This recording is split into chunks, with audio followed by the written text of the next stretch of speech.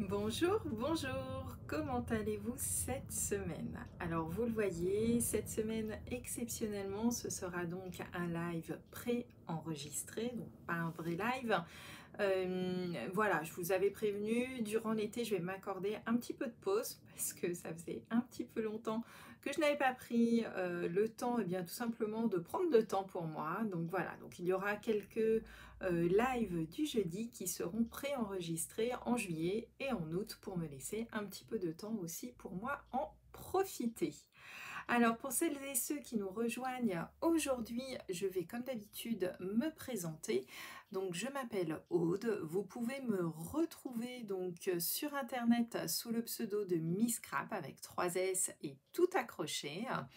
Je vous invite fortement à aller donc sur mon site internet misscrap.com. Vous y retrouverez notamment bien absolument toute mon actualité et celle aussi donc de Stampin' Up. Vous retrouverez bien entendu des tutoriels, des projets, de l'inspiration, des blog up, des vidéos up, bref, beaucoup de choses rien que pour vous. Vous pourrez également aussi me retrouver, c'est sur ma chaîne YouTube qui compte un petit peu plus maintenant de 150 tutoriels différents, que ce soit des tutoriels faits en live le jeudi matin ou bien alors des tutoriels pré-enregistrés comme celui-ci. Donc vous aurez le choix en termes de projet.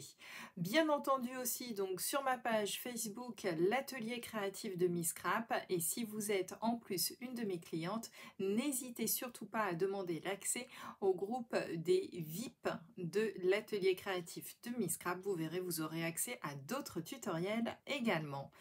Et enfin, dernière chose dont je veux vous parler, c'est bien entendu mon Instagram, puisqu'en fait, vous allez retrouver dedans les envers du décor, la troisième version donc des projets du jeudi systématiquement, et des mini tutoriels en format Reel et IGTV que vous ne retrouverez donc que sur Instagram. Voilà, je crois que vous avez un petit peu toutes les informations. Alors, aujourd'hui, je vais vous retrouver pour faire une page de scrap estivale. Je crois que ça faisait des mois que je n'avais pas fait de page. Vous le savez, je suis beaucoup axée mini-album, mais également aussi donc carterie, ce qui m'aide notamment à vous montrer plein de techniques différentes. Mais cette fois-ci, j'ai décidé tout simplement de faire une page qui sera un joli souvenir, notamment pour les vacances de cet été. J'espère que vous en avez et vous pourrez ainsi garder un joli souvenir. Alors, avant de commencer, n'oubliez pas, nous sommes donc en juillet, petites infos de la semaine comme d'habitude. La première chose, nous avons encore la promotion donc sur une sélection de papier design, moins 15%. Donc les prix qui sont indiqués là sur les différentes collections sont les prix déjà remisés, et voici donc les collections qui sont concernées par cette remise. Conclusion, c'est le moment ou jamais de faire votre stock de papier en ce moment. Donc la promotion dure jusqu'au 2 août. N'oubliez surtout pas. Qu'est-ce que l'on va faire aujourd'hui? Alors, je vous présente ça d'abord en photo avant de vous le présenter en réel. Voici donc la page de scrap que je vous propose. Cette page, en fait, est une inspiration à partir d'une page qui a été présentée donc par une de mes collègues canadiennes, Jacinthe, que je remercie énormément. J'avais trouvé sa page très jolie. J'ai décidé de me l'approprier à mon tour. Et en même temps, vous allez voir aujourd'hui, vous aurez plein de petits trucs et astuces pour pouvoir faire de jolies tâches sur vos pages pour un petit peu habiller ces espaces blancs. Mais vous le savez, moi, je n'aime pas trop les grosses tâches, j'avoue. Donc, du coup, on va voir ensemble plusieurs techniques pour réaliser des petites tâches de manière assez discrète, mais qui permettent d'habiller tout simplement du papier blanc. Voilà. Alors, j'espère que vous êtes prêts. Donc, comme d'habitude, je vous rappelle le principe. Je vais basculer sur mon plan de travail, comme ça vous verrez mes mains et on va travailler ensemble. Alors, ne vous inquiétez pas, ce live est certes préenregistré, néanmoins, vous aurez bien 3 versions du projet. Celle que je vais vous montrer, donc qui m'a servi de modèle, celle que je vais réaliser avec vous dans une collection magnifique que j'adore, et vous aurez enfin la 3e version donc demain sur mon Instagram, sur ma page Facebook, et vous avez également aussi accès à mon Instagram même si vous n'êtes pas inscrite, directement sur mon blog.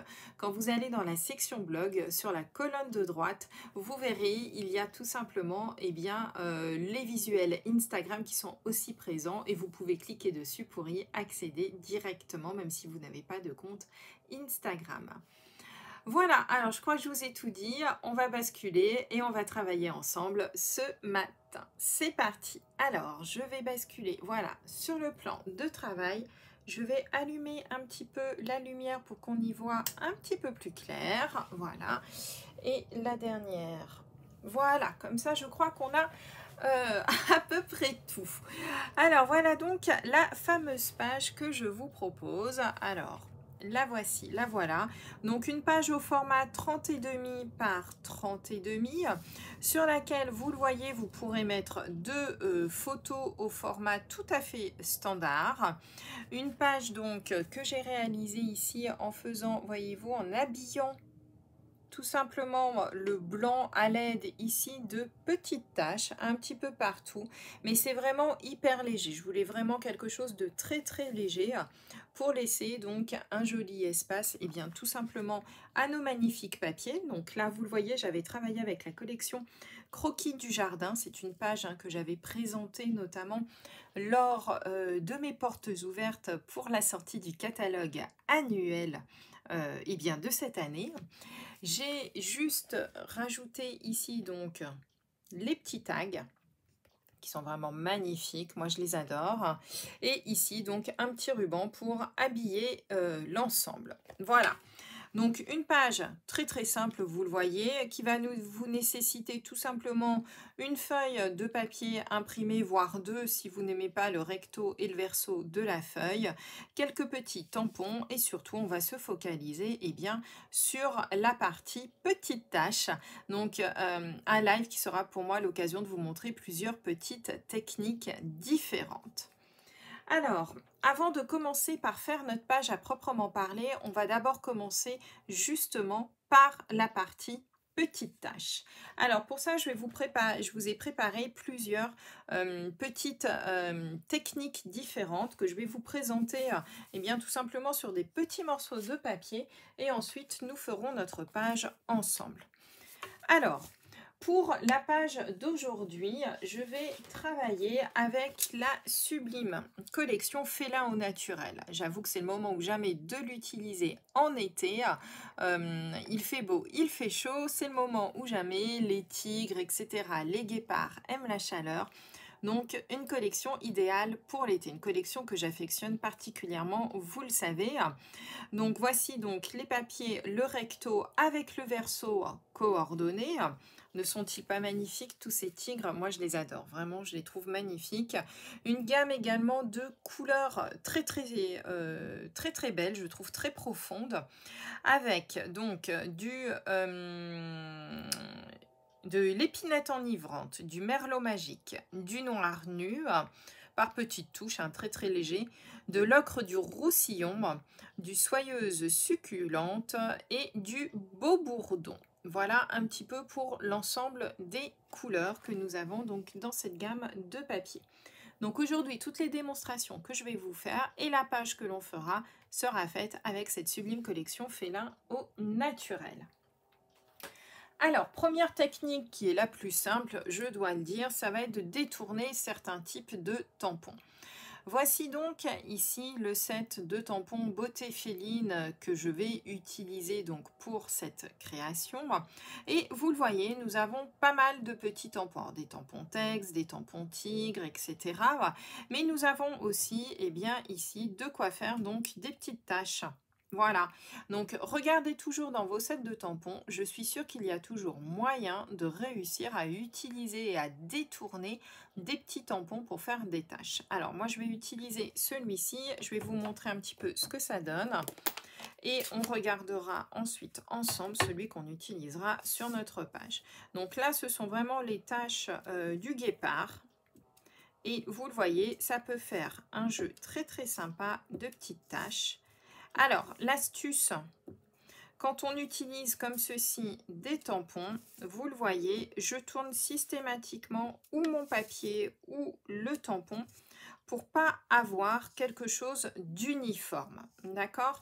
Regardez, si vous mettez toujours le set de tampons dans la même forme, j'appuie pas suffisamment, mais je vais vous montrer ça.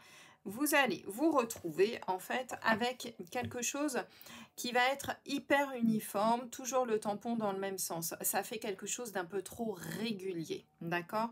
Alors que si vous tournez votre papier ou votre tampon, hein, au choix, hein, comme vous le souhaitez, vous aurez quelque chose qui sera complètement diffus et votre tampon va ça fera moins quelque chose de précis en fait sur votre papier.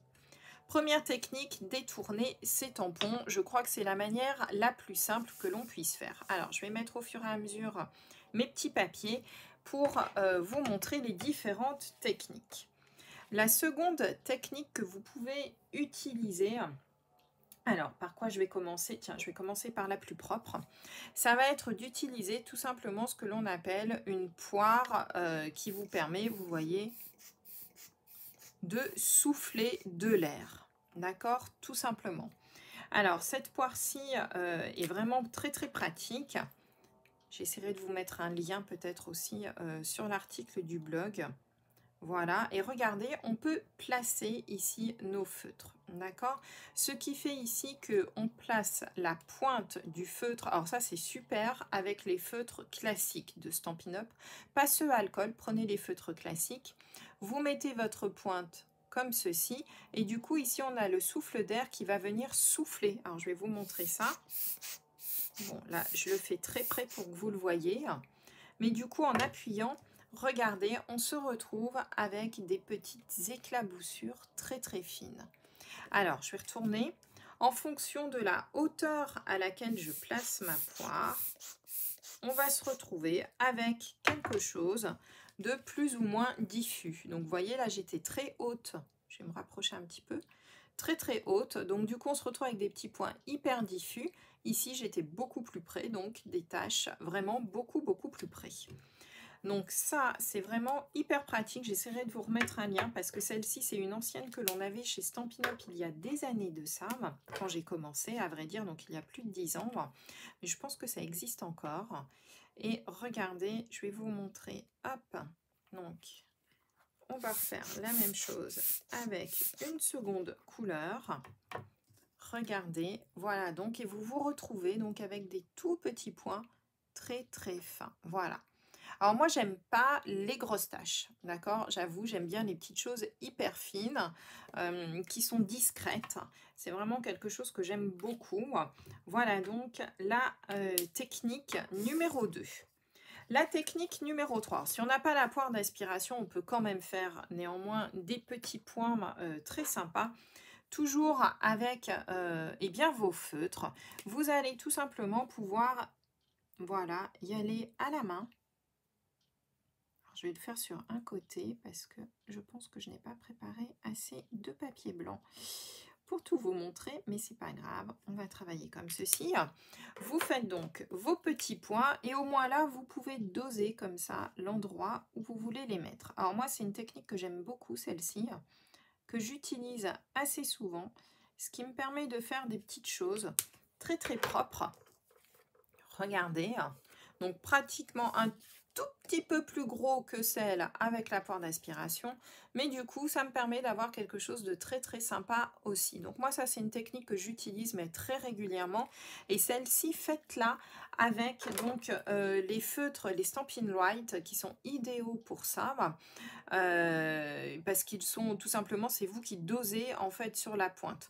Moi je préfère travailler avec la pointe façon pinceau, hein, puisque nos Stampin' White ont deux pointes, une pointe façon pinceau et une pointe pour l'écriture. Je préfère le faire avec la pointe pinceau, ce qui fait que notamment ça me permet comme ceci de pouvoir doser en fait la taille de mes petits points. Donc ça, c'est une technique que j'affectionne particulièrement. Pour celles qui sont un petit peu plus ambitieuses, on va dire, qui ont envie de tester des choses, on va passer maintenant à la technique un petit peu plus freestyle, j'ai envie de vous dire.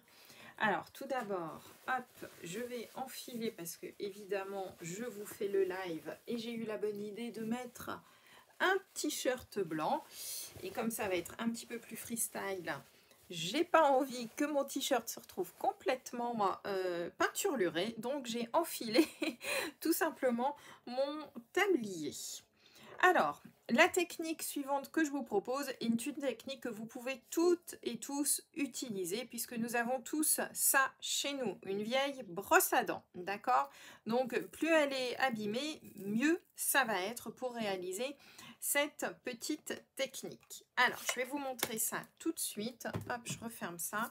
Vous aurez besoin tout simplement d'un bloc, hop, de quelques gouttes d'encre.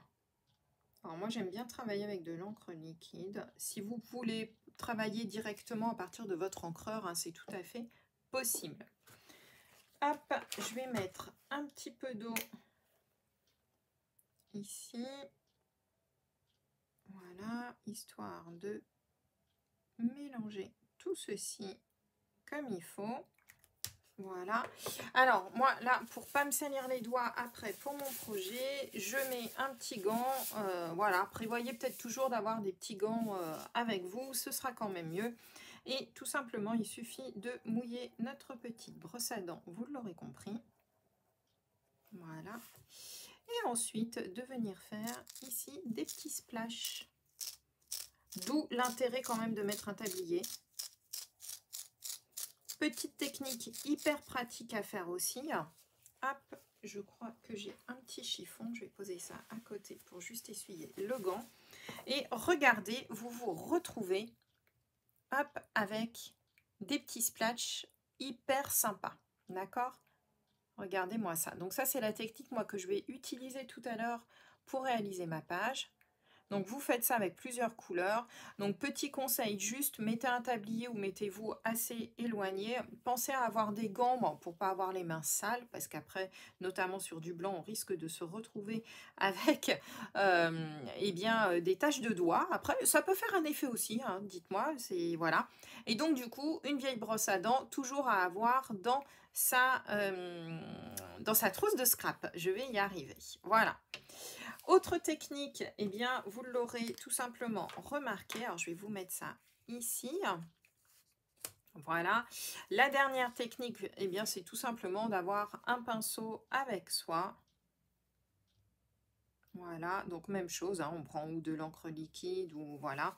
Et pareil, vous pouvez également faire vos petites taches comme ceci.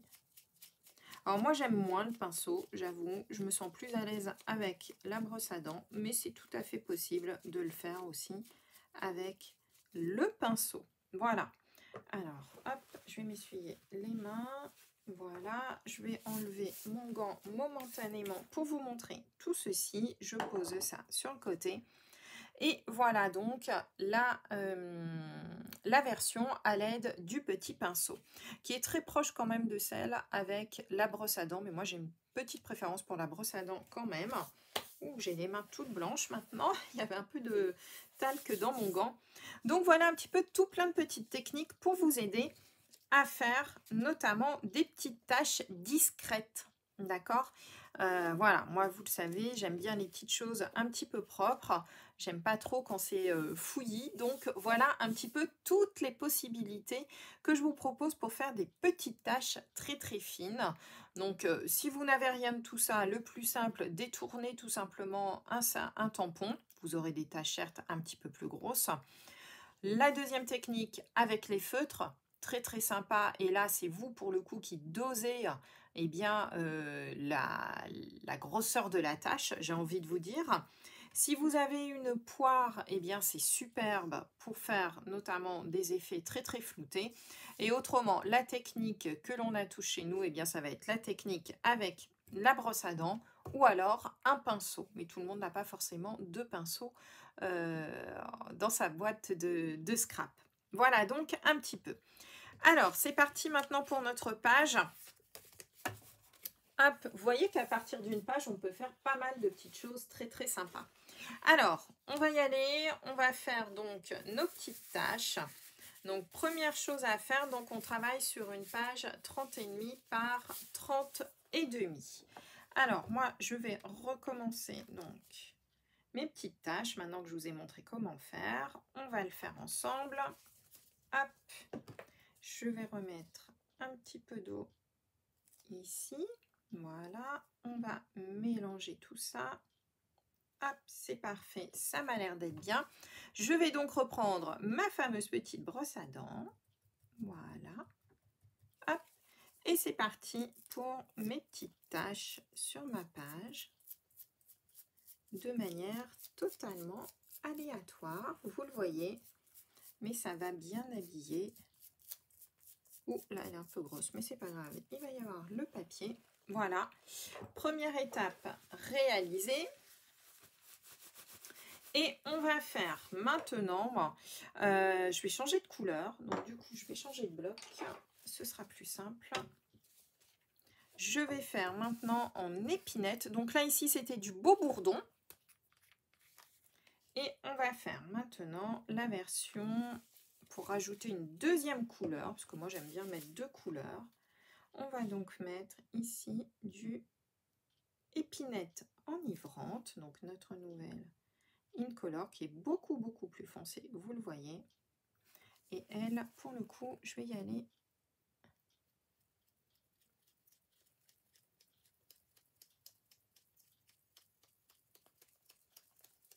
de manière plus discrète avec mon petit pinceau. Alors vous inquiétez pas, hein, après vous l'avez vu, on va remettre du papier. Mais du coup, je me crée mon fond de page moi-même. Voilà, de manière beaucoup plus sympathique. Alors ça, c'est super à faire avec les enfants. Je peux vous dire qu'ils adorent cette technique. Ils aiment beaucoup, hein, vous le savez, travailler avec de l'eau, des petits produits, etc. Voilà, donc on se retrouve avec notre petite page ici, avec mon fond. Voilà, donc de manière hyper discrète. J'aime beaucoup. Ce que l'on va faire maintenant, eh bien, on va parler papier.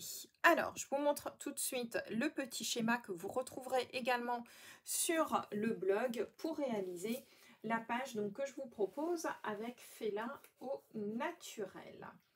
Alors, pour cela, donc la base de mes papiers, toute la hauteur de mes papiers va être de 25 cm. Il va vous falloir notamment 5 bandes au total de 25 cm de haut. Ces bandes, eh bien, elles vont faire différentes largeurs. D'accord? Alors moi, je vais jouer sur le recto et le verso de mon papier. C'est-à-dire que je vais alterner un verso avec un recto, un verso, un recto, un verso. Vous pouvez jongler aussi avec 2 papiers différents si vous le souhaitez, puisque on n'aime pas forcément le recto et le verso d'une même page. Moi, c'est mon cas notamment, j'ai pris 2 papiers différents. J'ai donc un premier papier qui va faire 10 par 25 cm. Ensuite, j'en ai 2 identiques qui vont faire 5 par 25 cm. Le quatrième va faire 2 par 25 cm. Et le dernier va donc faire 1 par 25 cm. Alors, c'est parti, on y va. Alors là, rien de bien compliqué. Pour le coup, je vais vous montrer tout ceci. Voilà donc mon premier papier ici. Donc celui-ci, je vais... hop, tiens, on va aller travailler à l'aide. Donc toujours la Sublime Collection, un félin au naturel, vous l'avez vu. Donc je vais travailler plus particulièrement en épinette, vous l'aurez compris, avec du beau bourdon. deux de nos Incolor, une de cette année, l'épinette, et une seconde couleur qui va donc être le beau bourdon, qui était tout simplement notre couleur de l'année dernière. Alors, voilà donc mon premier papier.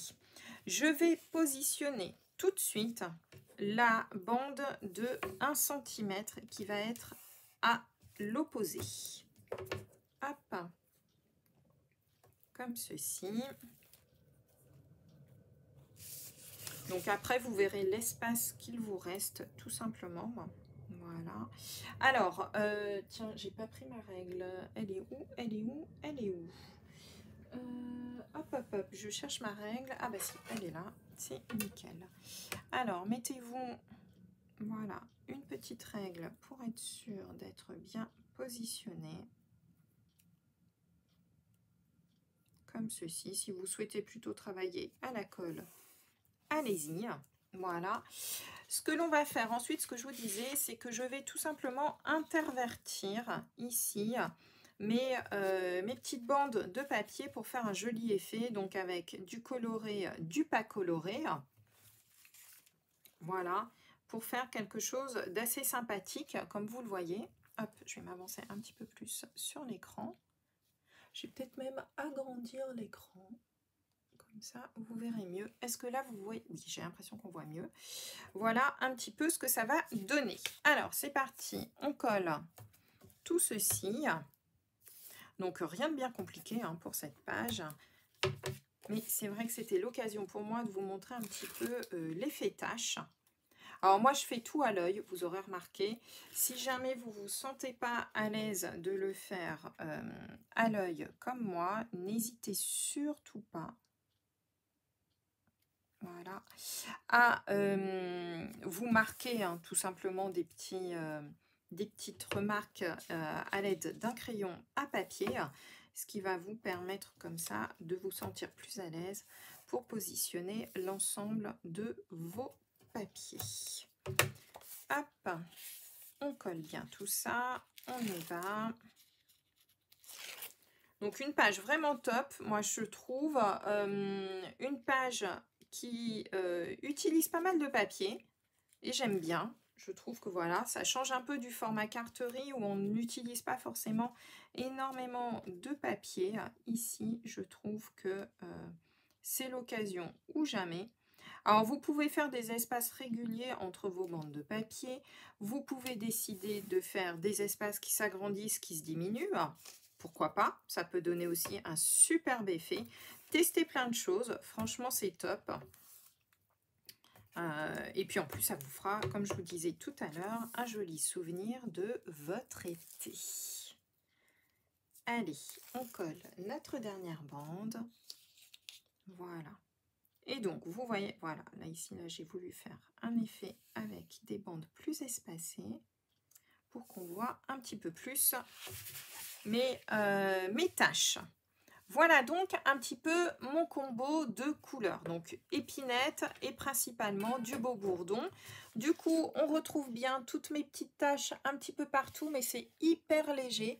C'est discret. Ça va juste permettre, vous le voyez, d'habiller un petit peu notre espace. Il nous reste maintenant à positionner tout simplement eh bien, nos papiers.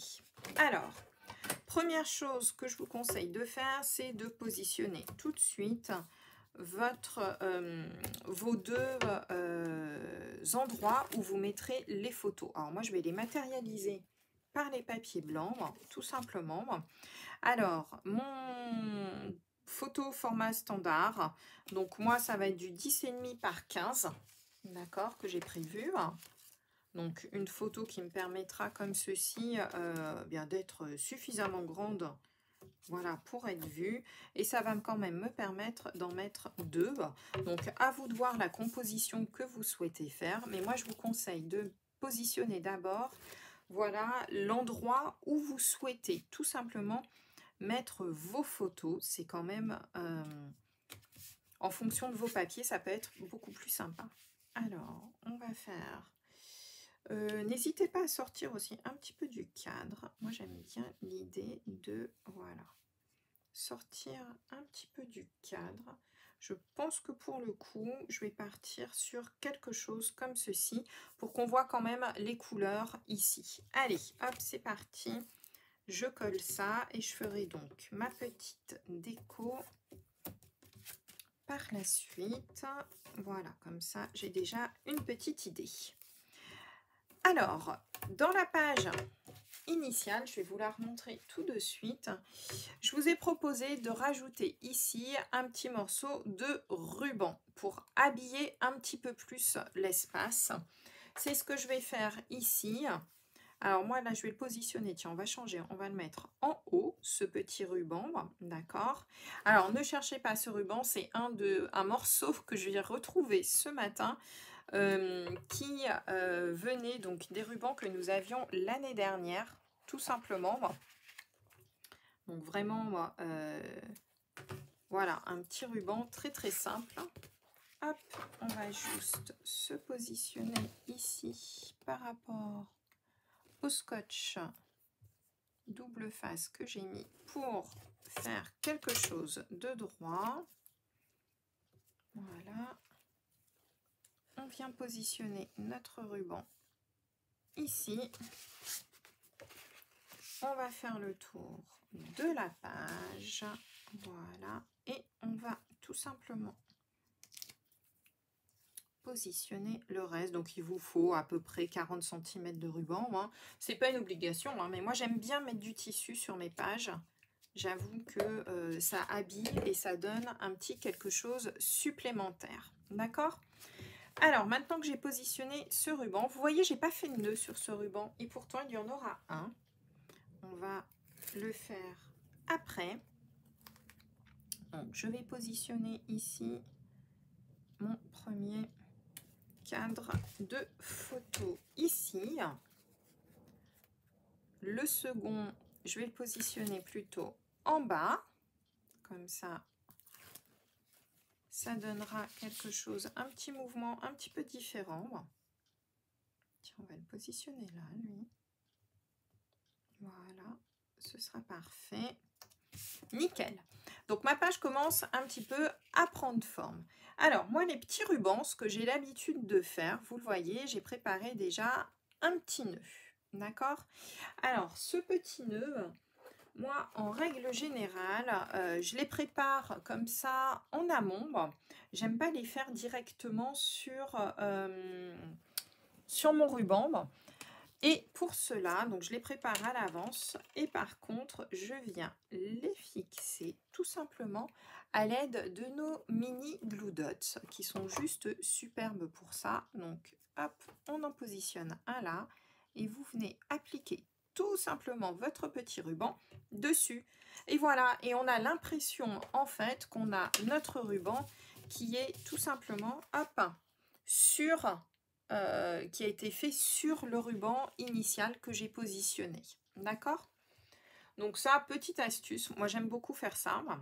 On va positionner ici, regardez un petit peu ce magnifique tigre. Alors je cherche mes dimensionnels que je viens de retrouver.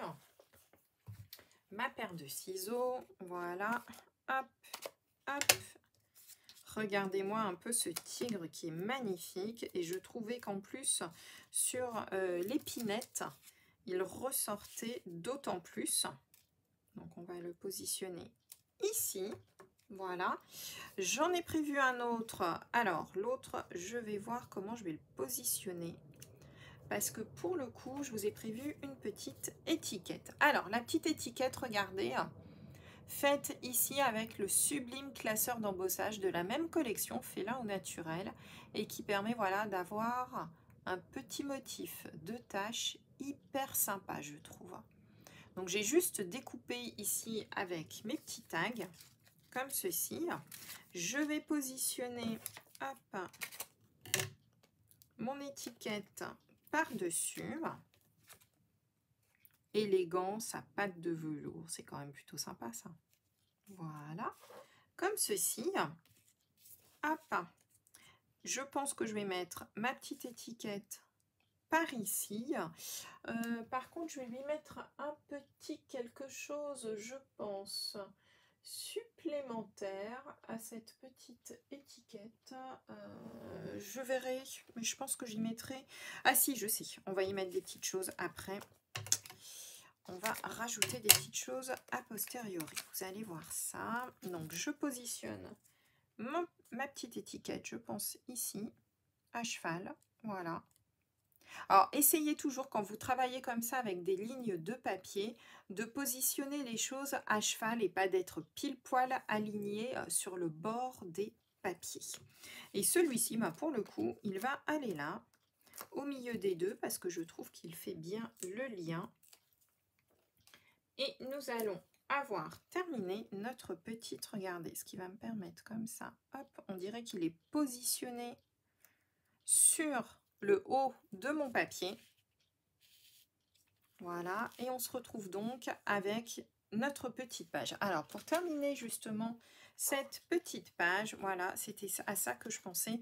On va rajouter ici juste quelques petits gemmes qui sont vraiment magnifiques. Hop. Et qui vont donner un petit peu d'éclat ici à notre petite étiquette. Et je pense même en mettre quelques-uns supplémentaires de manière éparse, comme ceci. Je vais vous montrer ça tout de suite. Voilà, on va en positionner un ici et un là-haut, histoire de... Voilà. Et voilà donc notre petite page de prête. Alors, je vous la montre d'un peu plus près, étape par étape. Donc, rien de bien compliqué pour cette page, mais je trouve que ça fait un joli souvenir. Et comme ça nous a permis aussi de voir donc différentes techniques pour faire donc des petites tâches. Voilà donc la page faite aujourd'hui. Vous la verrez beaucoup mieux sur le blog puisque vous aurez toutes les photos en gros plan, etc. La page qui était la page originale en croquis du jardin. Et demain, donc sur Instagram, vous verrez la 3e version dans un style totalement différent. Voilà, alors je reviens un petit peu avec vous. J'espère que ce petit live vous aura plu, des petites techniques très très différentes pour le coup, pour réaliser vos petites tâches. N'hésitez pas à tester plein de petites choses différentes. On a tellement de possibilités pour faire ces petites tâches que ce serait dommage de ne pas tester. Et puis en plus ça reste hyper discret. Moi c'est ce que j'aime bien, notamment quand on travaille avec sur du papier blanc. Parfois on me dit, je trouve que ma page elle n'est pas assez habillée, il manque quelque chose. Simplement rajouter ces tout petits points très très légers et vous avez vu tout de suite ça habille votre page. Voilà.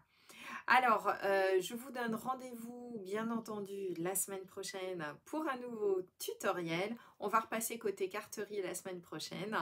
Je vous souhaite bien, une très très belle semaine, un bon week-end, de bonnes vacances si vous êtes en vacances. Et je vous dis à bientôt. Bye bye.